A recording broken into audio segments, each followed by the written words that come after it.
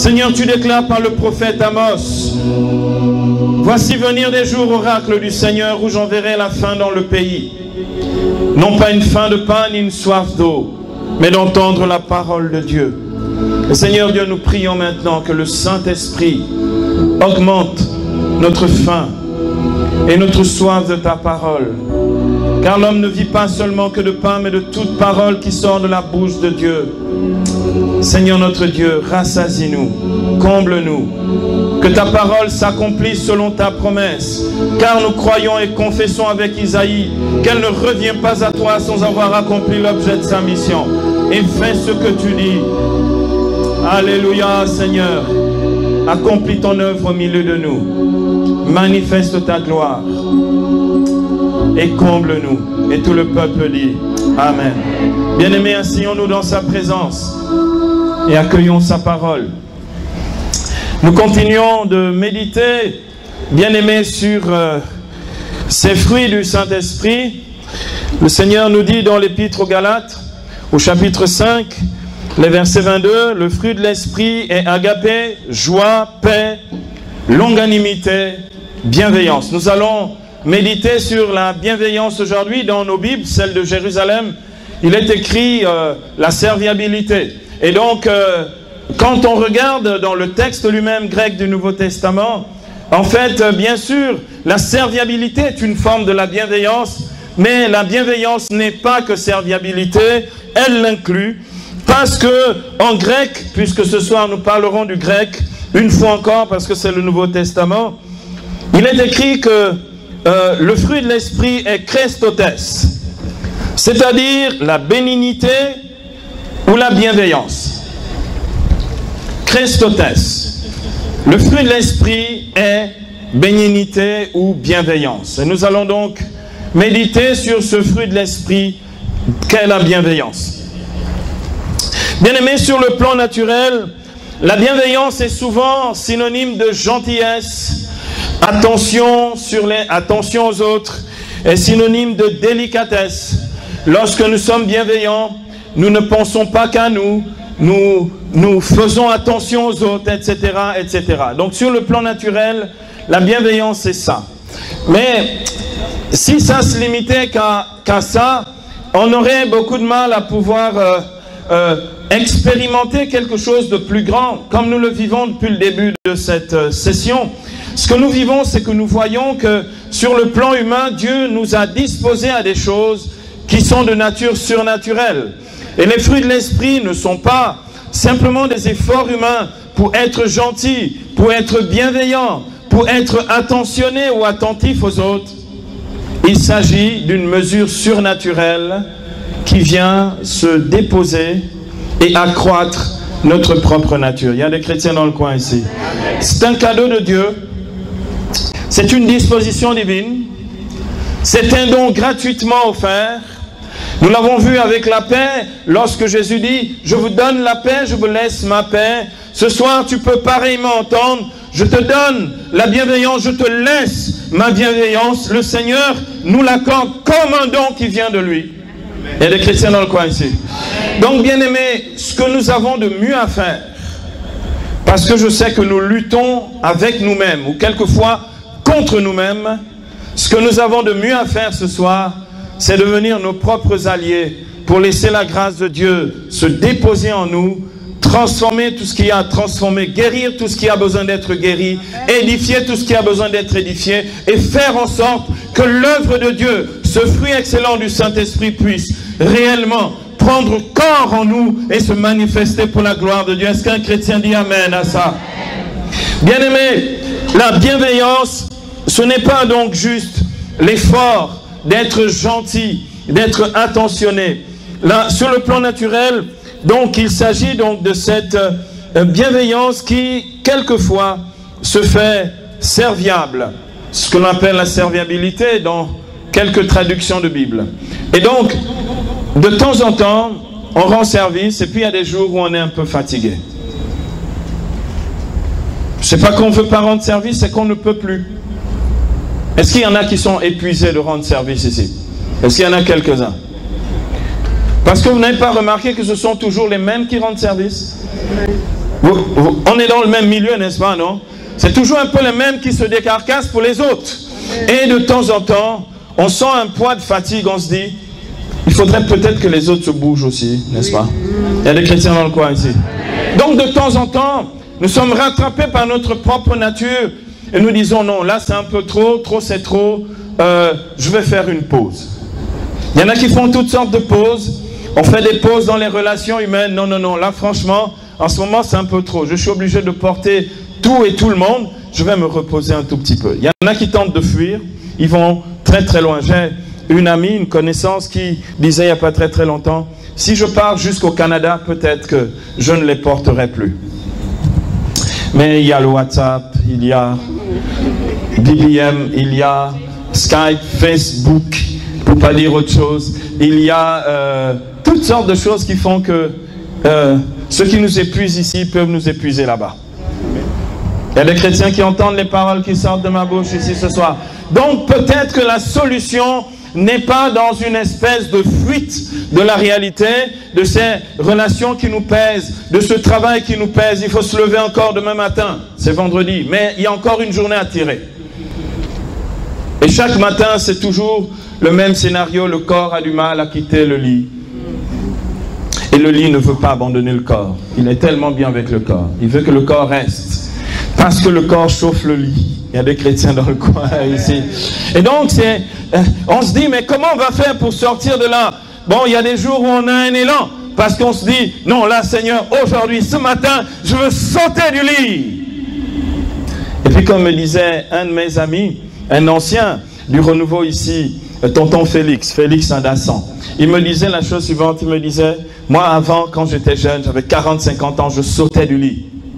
Maintenant, je commence comme ça. Je me redresse un peu. Après, je pose la jambe droite, puis la gauche.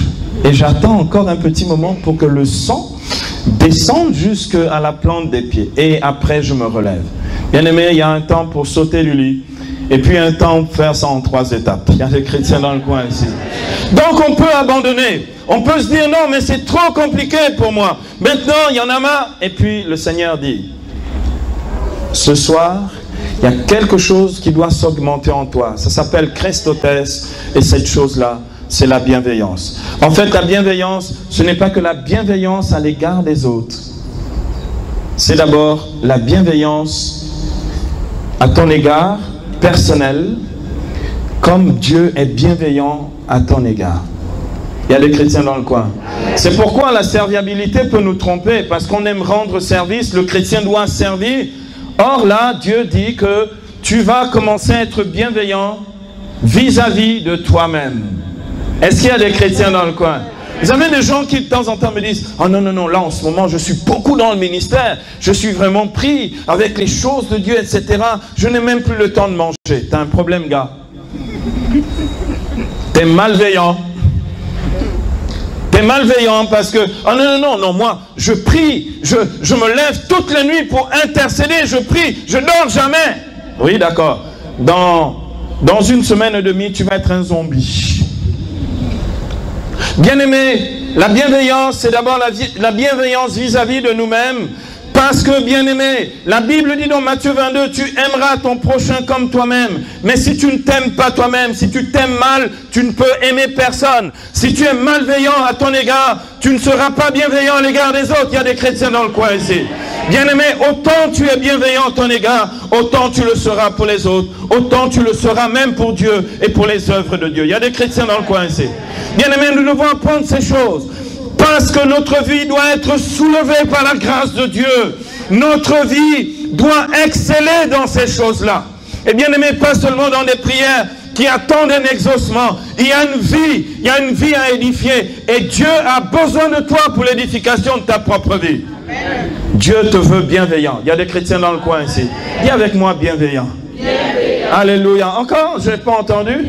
Bienveillant. Bien aimé, Dieu veut des hommes et des femmes bienveillants. Cette bienveillance sur le plan spirituel, c'est la bienveillance qui est un soutien indéfectible du Seigneur, ou notre soutien personnel à notre égard personnel, à l'égard des autres.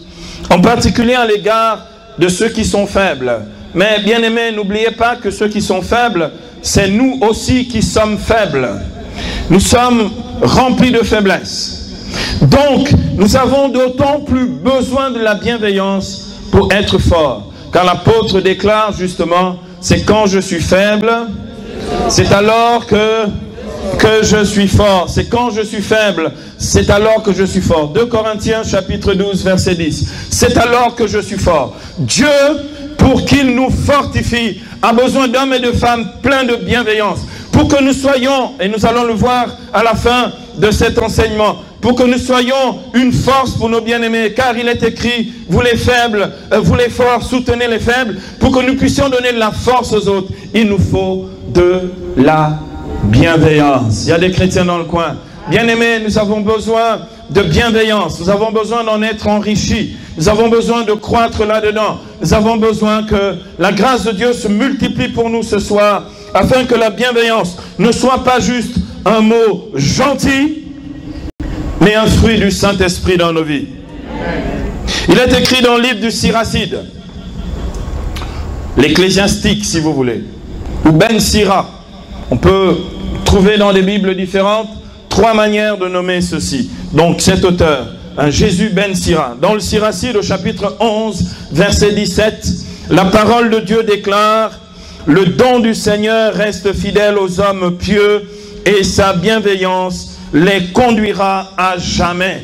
Il y a quelque chose de Dieu, du point de vue de la bienveillance divine, qui nous conduit en fait, qui guide nos vies, qui guide nos pas, et qui ne nous guide pas seulement un jour, qui nous conduit, qui nous guide à jamais. Alléluia.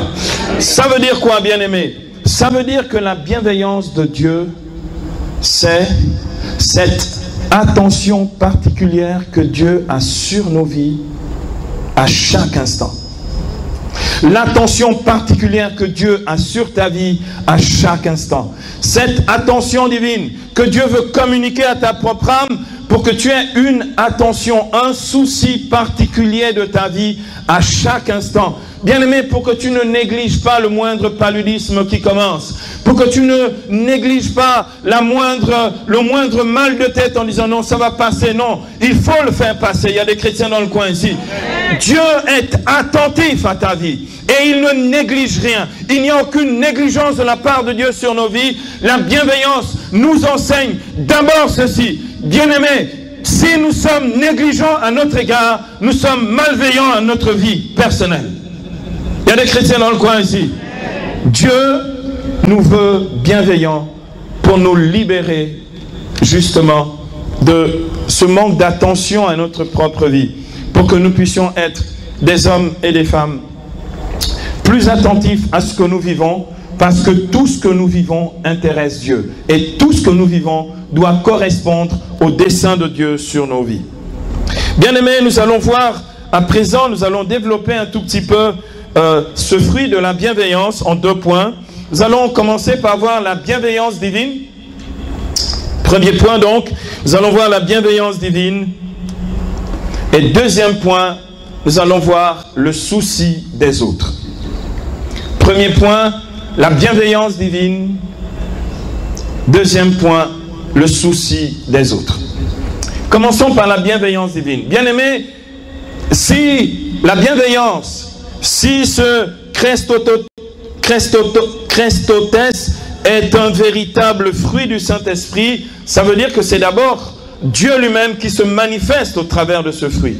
Donc la bienveillance dont nous parlons ici, ce n'est pas l'aspect naturel ou humain de la bienveillance, c'est vraiment cette dimension spirituelle de la bienveillance qui correspond à la bienveillance divine, c'est-à-dire à comment Dieu lui-même est bienveillant à l'égard de toutes les créatures, de comment Dieu est bienveillant même dans la Trinité, c'est-à-dire entre les personnes divines de la Trinité. Bien aimé, est-ce que vous avez déjà lu sur Internet, est-ce que vous avez déjà vu sur les réseaux sociaux ou même à la télé le soir qu'il y a une dispute dans la Sainte Trinité? Dites-moi un peu. Est-ce que vous avez eu le dernier buzz, le scoop, selon lequel le Père et le Fils se sont disputés dans la Trinité, et que le Saint-Esprit comptait les points? Est-ce que vous avez déjà entendu parler d'une chose pareille? Parce que justement, Il y a de la Christotesse dans la Trinité divine parce qu'ils sont bienveillants les uns à l'égard des autres. Et Dieu veut que nous soyons bienveillants exactement de la même manière, de telle sorte que l'on ne dise pas qu'il y a des disputes et des chamailleries entre nous. Est-ce qu'un chrétien dit Amen? Amen. La bienveillance, quelquefois, c'est fermer sa bouche. Est-ce qu'il y a des chrétiens qui entendent ce que je dis ici? Des fois, tu aimerais aligner, mais tu te dis que cette fois-ci, j'aligne pas. Amen. Il paraît qu'il y a des nations non alignées. J'avais appris ça quand j'étais jeune. Et puis finalement, depuis, tout le monde est aligné. Et bien aimés, nous sommes alignés sur le Saint-Esprit. Et le Saint-Esprit, quelquefois, nous inspire pour éteindre le feu, pour éteindre certains feux. Il vaut mieux ne pas souffler dessus parce qu'on risque d'augmenter. Il y a des chrétiens dans le coin ici? Bon, il y en a qui aiment souffler dessus. Bien aimés, il nous faut devenir sages selon l'Esprit parce que Dieu nous dit la bienveillance, c'est quelquefois le silence. Vous comprenez, bien aimés, pourquoi Dieu ne se mêle pas de certaines situations de nos vies où on l'interroge. Oui, Seigneur, pourquoi ceci? Pourquoi cela? Pourquoi cela m'est arrivé? Pourquoi tu n'as rien fait? 15 000 fois par jour. Et Dieu se tait. Vous savez pourquoi? Non pas parce qu'il ne sait pas parler. Il a tout créé par sa parole vivante. Bien aimé, il soutient l'univers par sa parole vivante, comme dit l'auteur de la lettre aux Hébreux. Dieu sait parler. Il n'a pas de problème d'élocution ni de langage. Cependant, la parole de Dieu est créatrice. Quand Dieu parle de quelque chose, cela advient. Donc il ne peut pas parler sur le mal. Il ne peut rien dire sur le mal parce que Dieu ne crée pas le mal. Il ne le pense même pas. Dieu ne se mêle pas des histoires mauvaises qui adviennent dans nos vies parce qu'il n'en a rien. Dieu n'a rien à faire de ça. Dieu sait faire une seule chose, nous libérer du pouvoir du mal et nous sauver. Il y a des chrétiens dans le coin. Donc, bien-aimés, Dieu se tait par bienveillance à notre égard. Dieu se tait pour ne pas rajouter à notre souffrance. Parce que si Dieu venait commenter chaque situation difficile, compliquée de nos vies, il mettrait tellement les détails en lumière que tu ne supporterais pas. Il vaut mieux qu'il se taise par bienveillance. Il y a des chrétiens dans le coin ici.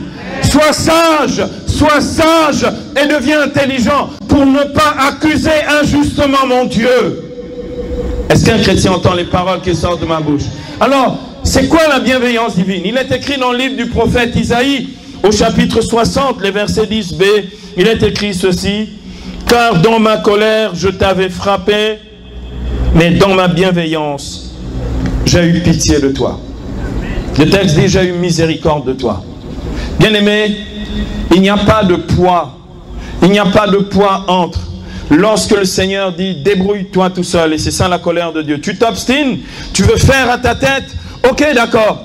Ok, tu veux faire comme tu as décidé de faire, c'est-à-dire de faire contrairement à ce que Dieu a prévu pour toi, ok, débrouille-toi. Ça, c'est la colère de Dieu. Il te livre à toi-même. C'est pas un châtiment. Il dit, vas-y, essaye de voir si tu peux sans moi. La Bible déclare, c'est Jésus qui le dit dans Jean, au chapitre 15, verset 5, « Hors de moi ou sans moi, vous ne pouvez rien faire. » Essaye. Or, bien-aimé, dans sa bienveillance, il a eu pitié de nous, c'est-à-dire qu'il a eu miséricorde de nous. Bien-aimé, retenez la première chose, la bienveillance divine, c'est sa miséricorde. C'est sa miséricorde. Et bien-aimé, j'aimerais, et à chaque fois nous avons une image, et c'est important d'avoir des images. On comprend mieux avec l'image qu'avec un grand discours. Bien-aimé, Saint Grégoire le Grand disait, si tu vois ton frère dans le péché,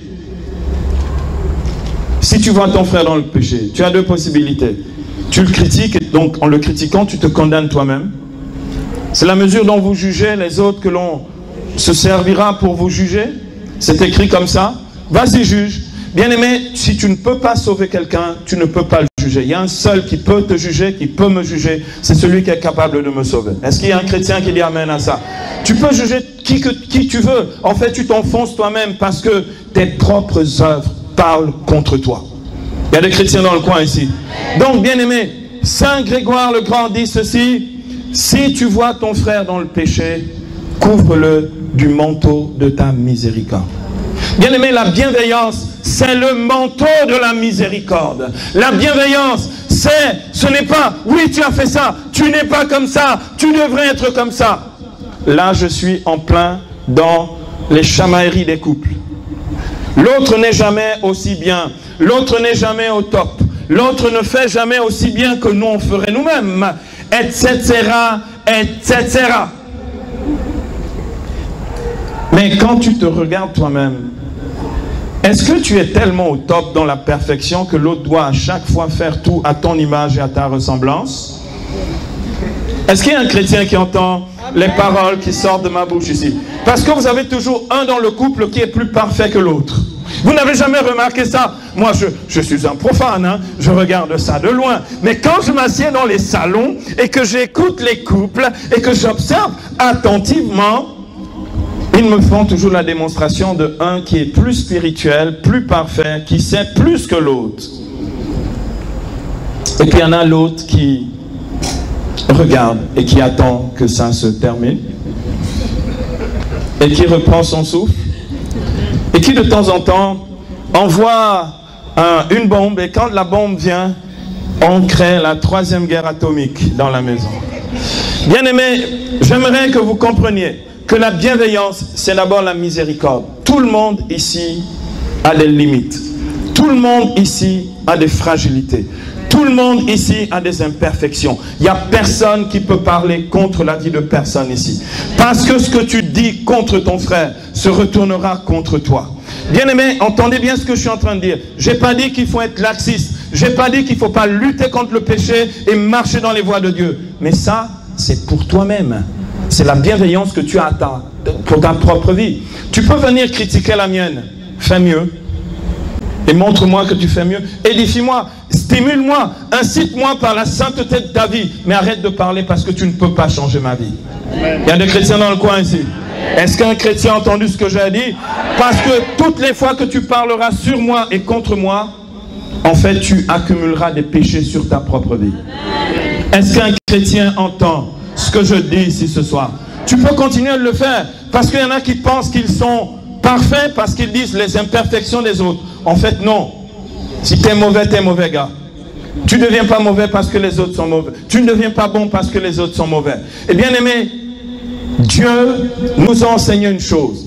S'il devait considérer à chaque fois nos limites, nos imperfections, nos incapacités, en fait, bien aimé, je voudrais vous dire la chose suivante, il n'y aurait personne ici. Je sais que ce que je suis en train de dire est en train de déranger quelques personnes ici.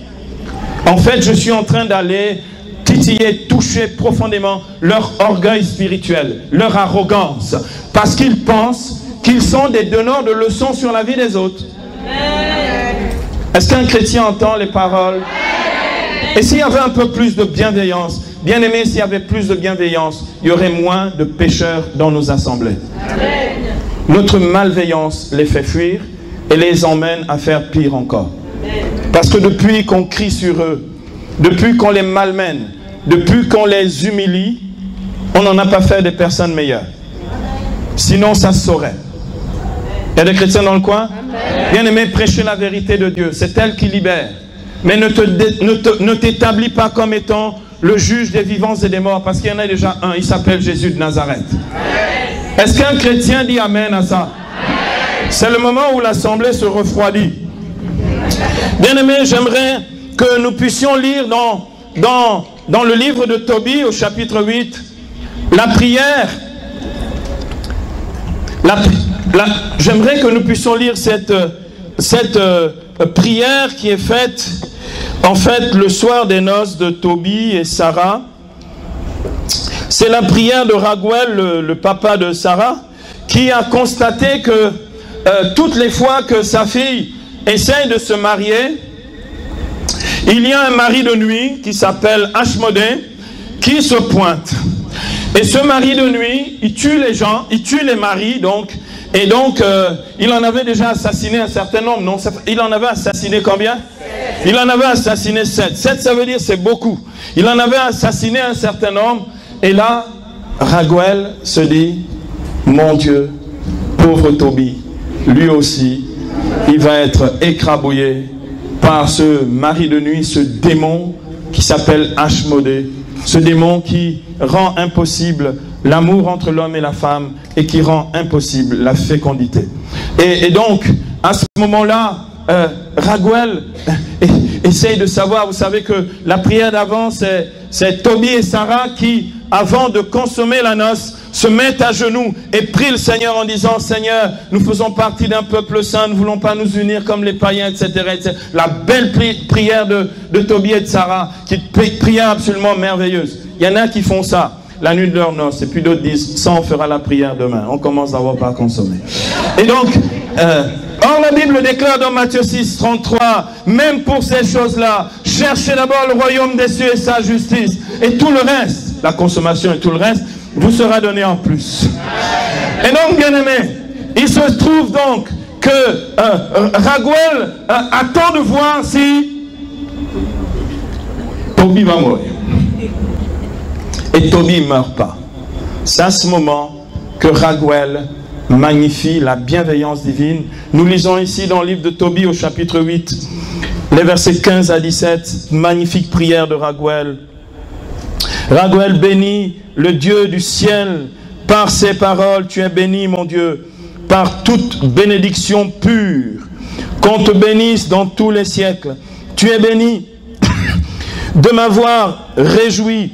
Ce que je redoutais n'est pas arrivé, mais tu nous as traités avec ton immense bienveillance. Tu es béni d'avoir eu pitié de ce fils unique et de cette fille unique. Alléluia. Est-ce que quelqu'un peut acclamer le Seigneur de gloire? Bien-aimés, cette parole nous dit ici que la bienveillance de Dieu n'est pas rikiki. Il a béni Tobie et Sarah par son immense, c'est l'adjectif qui m'intéresse, par son immense bienveillance. Bien-aimés, je voudrais élargir notre horizon maintenant. Je voudrais que nous comprenions qu'il y a quelque chose d'infini. Il y a quelque chose que l'on ne peut pas limiter. Il y a quelque chose que l'on ne peut pas calculer. C'est la bienveillance. J'aime le mot. Dis avec moi bienveillance. Son immense bienveillance. Bien-aimé, son immense bienveillance. Ça veut dire que Dieu a été bienveillant à mon égard dès avant la fondation du monde. Dieu est bienveillant à mon égard pendant mon séjour sur la terre. Et pendant toute l'éternité encore, le Seigneur de gloire sera bienveillant à mon égard. Bien-aimé, quand je sais, écoutez, quand je sais que Dieu est bienveillant à mon égard, je me pose à moi-même la question, honnêtement, qu'est-ce qui ne peut pas réussir dans ma vie? Amen. Est-ce qu'un chrétien entend ce que je dis ici? Regardez, le mariage de Sarah et de Tobie, malgré les démons, a réussi. Est-ce qu'un chrétien entend ce que je dis ici? Qu'est-ce qui ne peut pas réussir dans ta vie? La bienveillance divine fait fuir les démons. Est-ce qu'un chrétien entend ce que je dis ici? Bien-aimé, je ne comprends pas. Comment vous continuez à vivre dans la trouille? Je me pose la question depuis le premier jour ici. Je ne comprends pas. Dieu est bienveillant sur ta vie.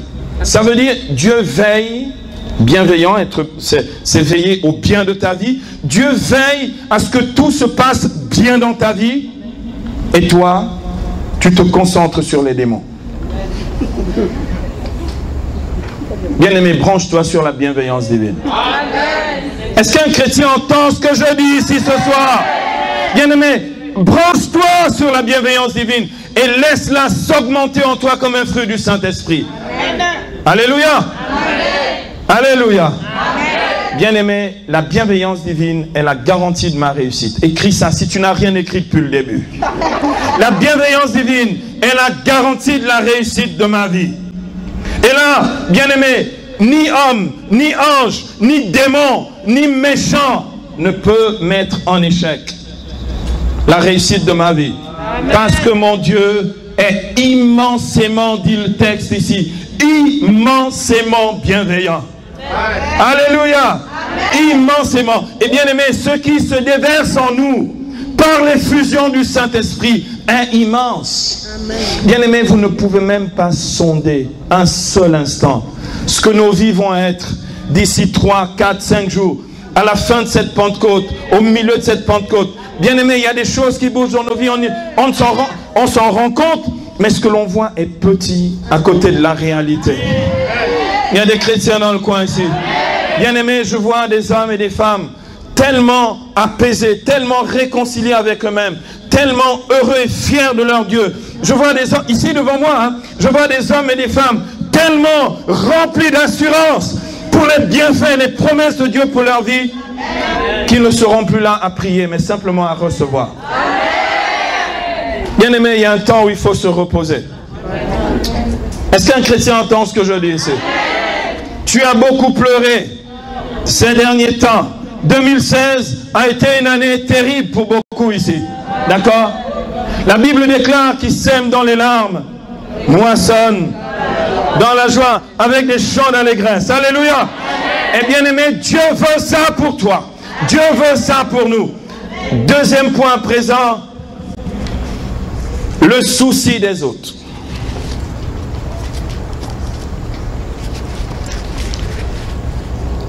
Le Seigneur nous a dit qu'il y avait un souci qu'on ne devait pas avoir.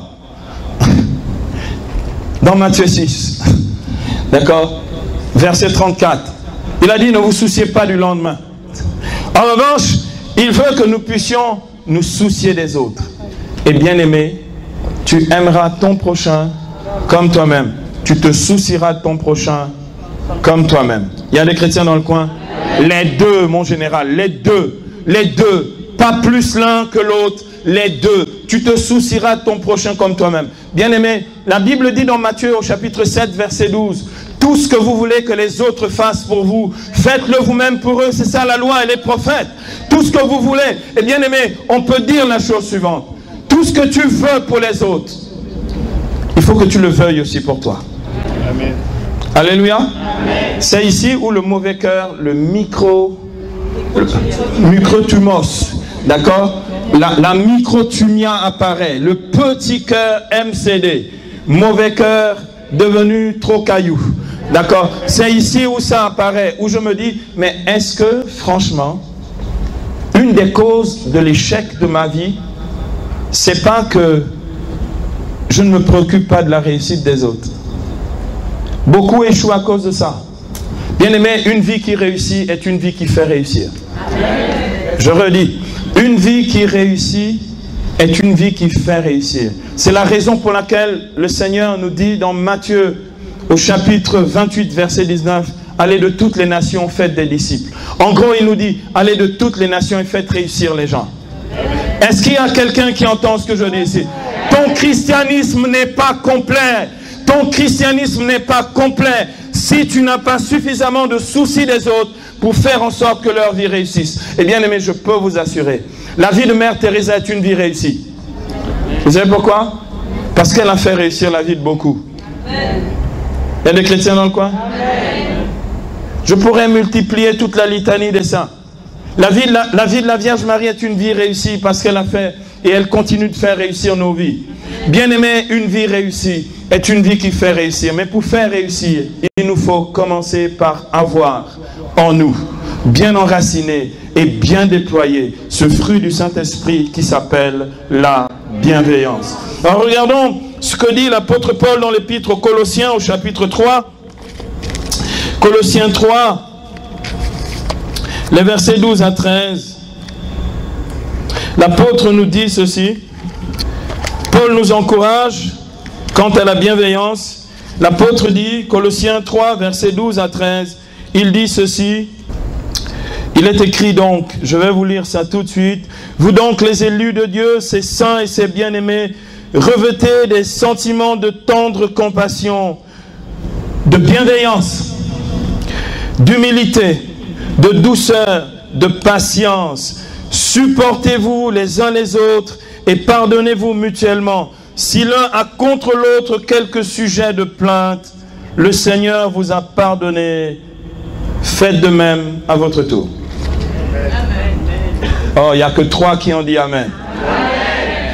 L'assemblée est trop faible. Amen. Les anges n'ont pas entendu. Amen. Dis donc, il faut vous forcer pour le truc quand même. Wow.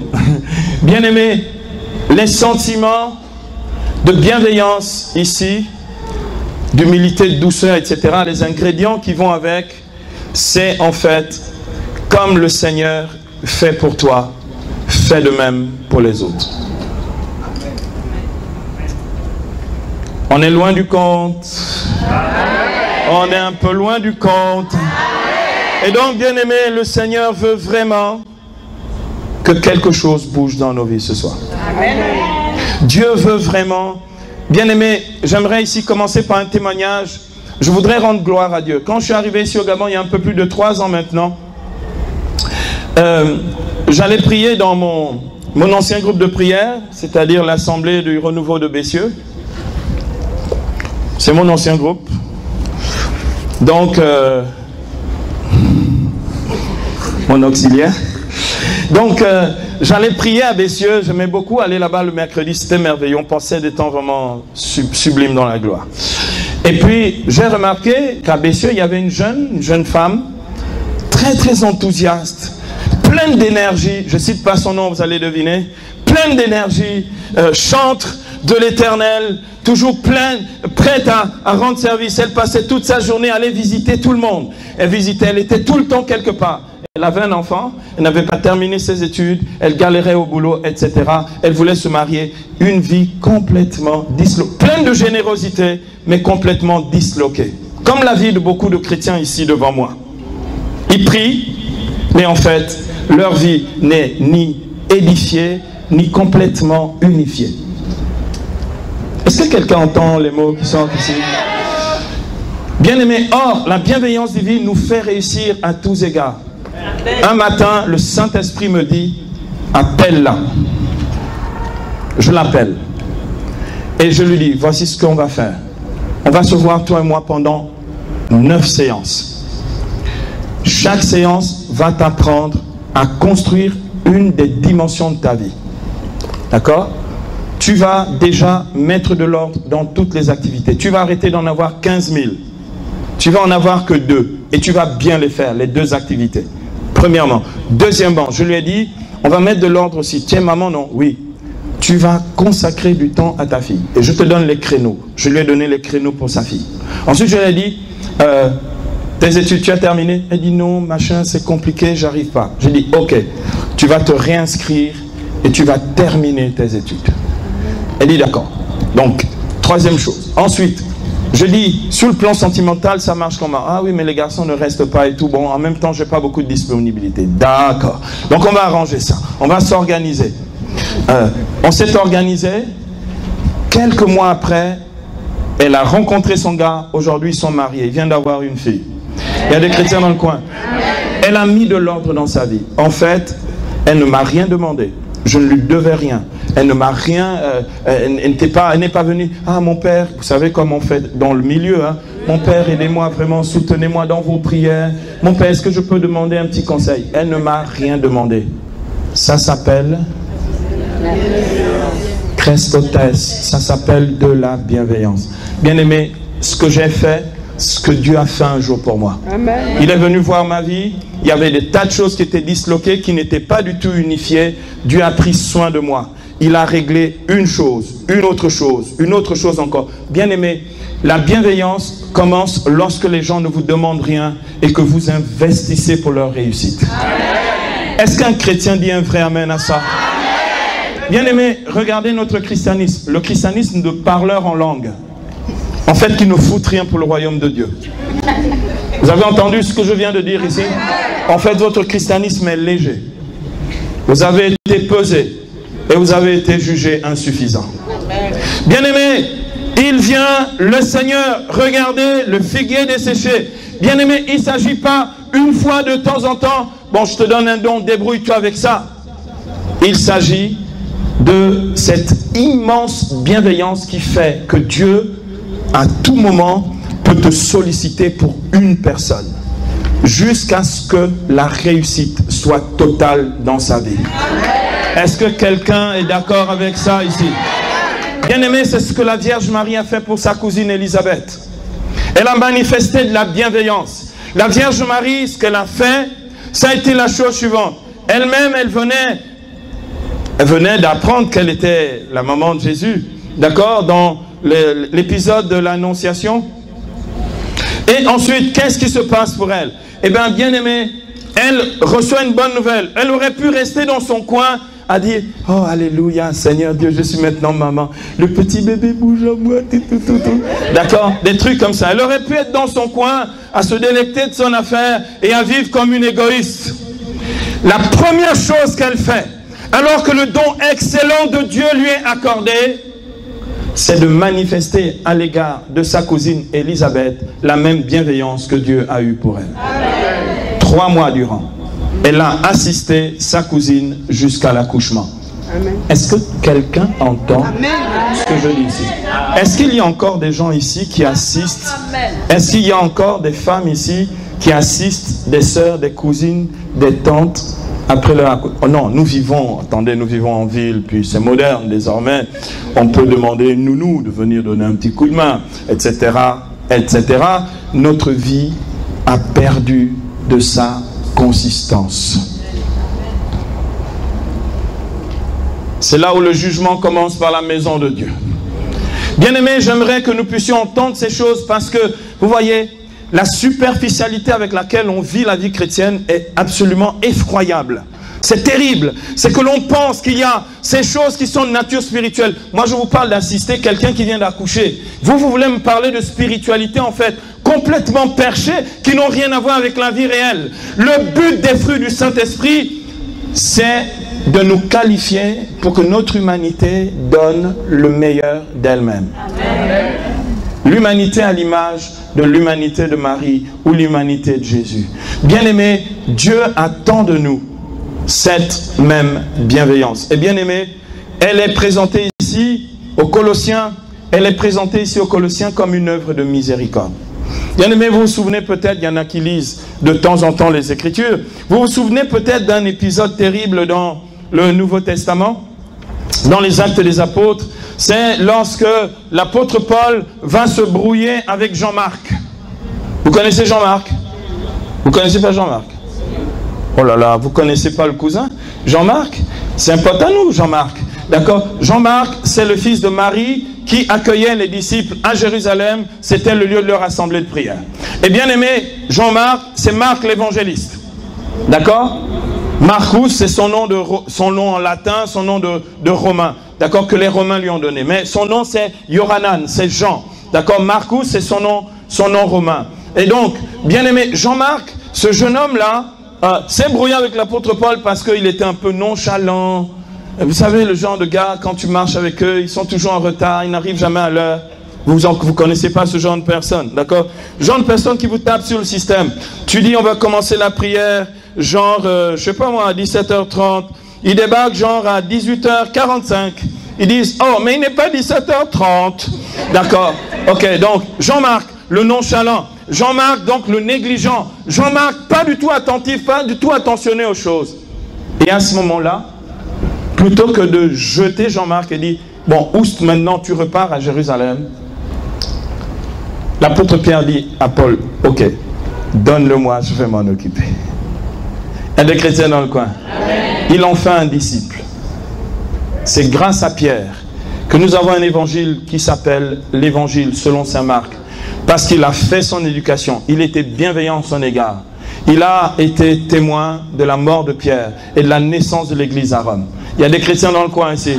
Bien aimé, la bienveillance peut faire des miracles dans la vie de ceux vis-à-vis desquels nous avons un souci, une attention particulière de la part du Seigneur. Bien aimé, le temps est venu où notre bienveillance va transformer des vies. Le temps est venu où notre bienveillance va emmener des miracles, des guérisons et des libérations. Bien aimé, notre bienveillance, nous l'avons vu par rapport à Ashmodé, va faire fuir les démons, mais notre bienveillance va faire beaucoup mieux que ça. Notre bienveillance va ressusciter les vies. Amen. Dieu veut que notre vie soit tellement une vie de qualité, une vie qui ressemble au cœur de Dieu, qui ressemble à la vie de Jésus, que notre vie puisse, par sa bienveillance, emmener des choses que les hommes et les femmes ne soupçonnent même pas. Bien aimé, je vais vous dire une chose. Des Jean-Marc, il y en a plein. Il y a plein d'enfants dont les parents ne veulent même plus en entendre parler parce qu'ils ont redoublé je ne sais pas combien de fois.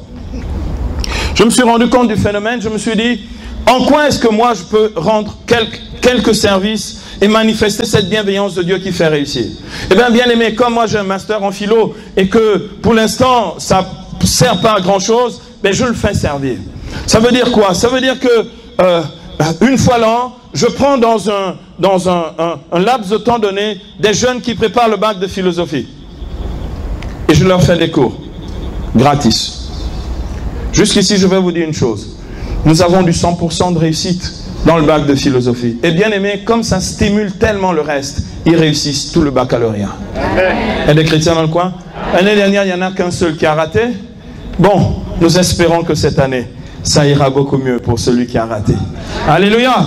Bien aimé, la bienveillance fait réussir. La bienveillance libère. La bienveillance console. La bienveillance fortifie. La bienveillance ressuscite des vies. La bienveillance redonne du courage. La bienveillance incite à devenir meilleur et à faire mieux que la veille. La bienveillance nous aide à transformer le monde. La bienveillance nous fait avoir les yeux de Dieu sur les hommes, même les plus pourris, même ceux vis-à-vis desquels on ne peut plus rien. Un jour, une maman m'a dit, mais mon père, comment tu fais avec eux? Je dis, je fais rien. Je suis avec eux. Et de temps en temps, il y en a un qui, dans cette proximité, dit, je sens mauvais, il faut que j'aille me laver. Puis de temps en temps, il y en a un qui dit, bon, là, en ce moment, je pense de manière tordue. Je vais essayer de penser un peu comme toi. Je vais essayer d'imiter. D'accord? Et puis il y en a un autre qui dit, mais est-ce que moi aussi je peux prêcher comme toi? Je dis, essaye, tu vas voir. Il essaye. J'ai vu des gens, ils avaient à peine donné leur vie à Jésus, ils ont commencé à parler. La transformation de leur vie a emmené la transformation de la vie des autres. La bienveillance. Il y a des chrétiens dans le coin. Bien aimé, je vais conclure. La bienveillance, c'est le moteur de l'annonce de Jésus-Christ. Sans bienveillance dans ton cœur, si tu crois que les gens sont tous des pourris, des pestiférés, ou des gens sales, que l'on ne regarde que de loin, des gens méprisables, parce que toi tu serais un saint, et que les autres ne sont même pas dignes de t'approcher, tais-toi, tu n'as rien annoncé comme tu n'as rien annoncé comme évangile. Parce que la bonne nouvelle est annoncée aux pauvres, dit Luc 4, verset 18. La bonne nouvelle est annoncée aux pourris. La bonne nouvelle est annoncée aux pécheurs. Parce qu'il n'est pas venu appeler les justes, mais les pécheurs. Il n'est pas venu pour les bien portants, mais pour les malades. Si tu n'as pas de bienveillance dans le cœur, tais-toi, tu n'as rien à annoncer. Ce qui sortira de ta bouche, ce seront des mauvaises nouvelles et personne ne se convertira. Est-ce qu'il y a des chrétiens qui entendent ce que je dis ici? Bien aimés, nous allons commencer à rentrer dans ces dons et j'aimerais conclure ici avec ce que dit l'apôtre Paul. Ce que dit l'apôtre Paul, il dit ceci dans Romains au chapitre 15, les versets 1 à 2. L'apôtre dit ceci, Romains 15, les versets 1 à 2. Paul dit ceci. Il encourage en disant ceci. Mais c'est un devoir pour nous les forts de porter les faiblesses de ceux qui n'ont pas cette force et de ne point rechercher ce qui nous plaît, que chacun d'entre nous plaise à son prochain pour le bien en vue d'édifier. La bienveillance, c'est ce bien que nous recherchons, ce bien, nous veillons au bien sur la vie des autres en vue d'édifier. Bien-aimés, nos vies doivent édifier. Et la bienveillance est quelque chose qui porte la marque de cette édification. Il y a des chrétiens dans le coin. Nos vies doivent édifier. Et la bienveillance est la marque de cette édification. Dieu veut, avec chacune de nos vies, faire en sorte que les gens retrouvent le goût de vivre. Dieu veut qu'avec nos vies, les gens retrouvent courage. Dieu veut qu'avec nos vies, les gens croient qu'il est possible d'accueillir le salut, quel que soit le point où ils sont rendus dans leur péché ou leur égarement. Dieu veut qu'avec nos vies, cette bienveillance puisse emmener guérison et salut, parce qu'elle est immense. La bienveillance de notre Dieu, celle qui nous est communiquée par le Saint-Esprit et que nous-mêmes, nous pouvons communiquer par sa puissance. C'est ici que le peuple acclame son Dieu. Alléluia.